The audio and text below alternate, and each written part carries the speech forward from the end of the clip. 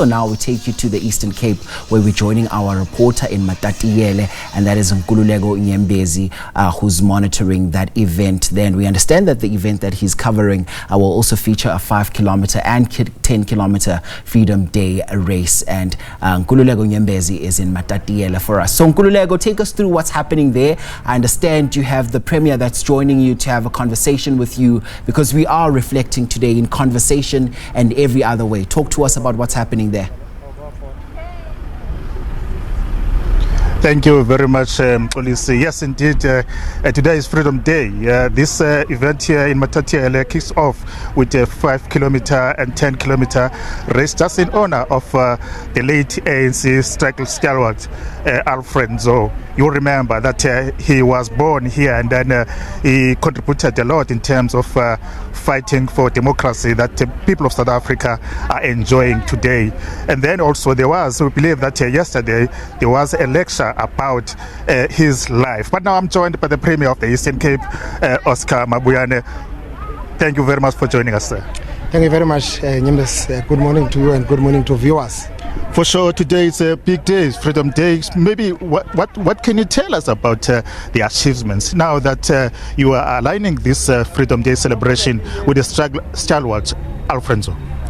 Indeed, it is a big day because it's a day that has helped us to move this country forward, to make sure that we realize our dreams of living in a non-racial society, in a non-sexist society, in a democratic country, in a prospering country. We are moving forward. 30 years ago, we were not where we are now today. A lot of work has been done by this government. A lot of work still needs to be done, particularly in the rural area provinces like the province of Eastern Cape. Yes, of course, we are actually linking this program with the also commemoration of Utata Alfred Nzo, indeed a stalwart of our movement. Comrade Nzo yesterday did a very extensive political and memorial lecture on him, reminding people from this area, because he grew up not necessarily here, even though he's from this side, his parents. But people in this area should know him better. Even those who are in government should know a municipality that is named after him. What kind of a municipality is expected? So we're doing a lot of work as government in this part of the province since 2019, when we came as part of the 6th term, building from the foundation laid by previous terms over the last number of years. We said let's go east, because the province has over-concentrated in the metros, particularly Buffalo City, as well as metro in terms of economic development, hence 2 SZs that you find that other side. We have moved this side, establishing Wild Coast SZ. We're working on Eastern Cape Seaport. You can do the road construction that is taking place here. Major road network that is happening. A road from here to Cedarville towards Matatiele, 1.2 billion. It's amazing. I visited it yesterday. A lot of work is happening. So I mean, there are so many. I can count them. They are countless. Yes, a lot of work needs to be done in terms of road infrastructure, in terms of bridges, where this province with this topography that is mountainous, unfortunately a lot of rivers, perennial rivers from mountains down to the Indian Ocean. So, but we're doing a lot of work. We're trying, we're getting there.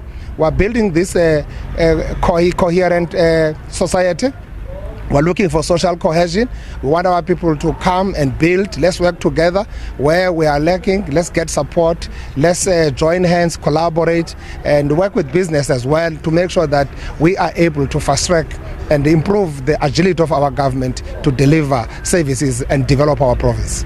We are in this part of the Eastern Cape, as much as Matatiele, which has been characterized by gender-based violence, and also the gap between the poor and the rich is widening in some parts of the Eastern Cape. Maybe what can you say on that? Because some people, they say freedom, in fact, without addressing these gender-based issues, is not complete.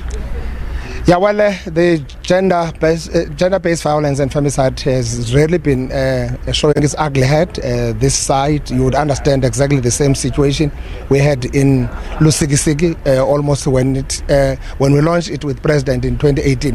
It has helped us to mobilize the community, to raise awareness for people to come forward and report. Even incidences that we're talking about now. From where I'm sitting, it's a question of now people being aware, people coming forward.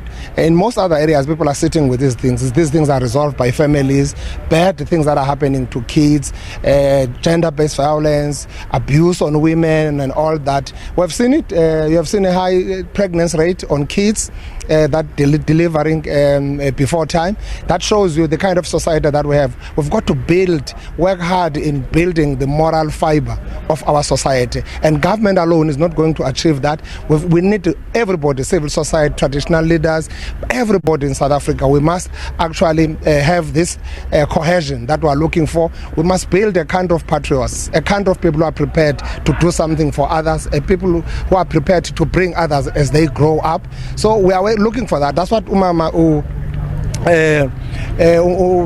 the late stalwart of our movement, I forgot the name now, said, as you rise, you must rise with other people. You can't actually rise alone. So I'm saying we have seen this. It has been said almost centuries before. We are continuing with that work that we are doing out at this side.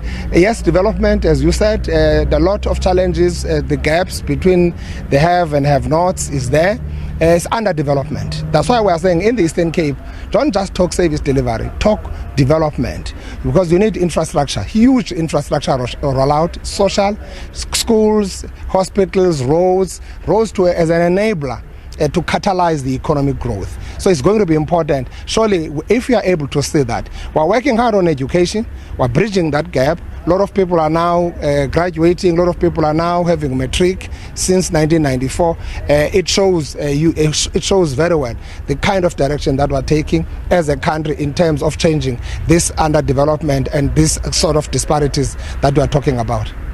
So, Leslie, some people believe that GNU is the way to go. Do you share the same sentiment, Premier, in the Eastern Cape? The what? GNU. Well, it is inevitable. It's not a question of sharing the same sentiments. You know, one thing that is good about educating people is to make people aware so that they know their rights. The more you are trampling on their rights, the more you are not doing what is right, what they are expecting, the more you are failing on what you have promised them. They've got a right of choice. This is what we said. So the likes of Umama Umakleke having been the only woman working with men, starting all this kind of work, was to say, open up, allow this process to be embracive, to be inclusive, to include everyone as we move forward. So that kind of work remains a challenge that as we move forward, that needs a collective effort. Thank you very much. That was the Premier of the Eastern Cape, Oscar Mabuyane, just highlighting some of the issues that really need to be addressed in the province to make sure that at least all people, they enjoy freedom and democracy, that the struggles stalwarts like the likes of Alfred Nzo, Joe Kabi, and so forth fought for. Back to you at studio. Nkululeko Nyembezi out there for us in Matatiele, in the Eastern Cape, and where the province is celebrating Freedom Day and honoring the centenary of Alfred Nzo's birth. And of course, we'll be touching base with him a bit later on.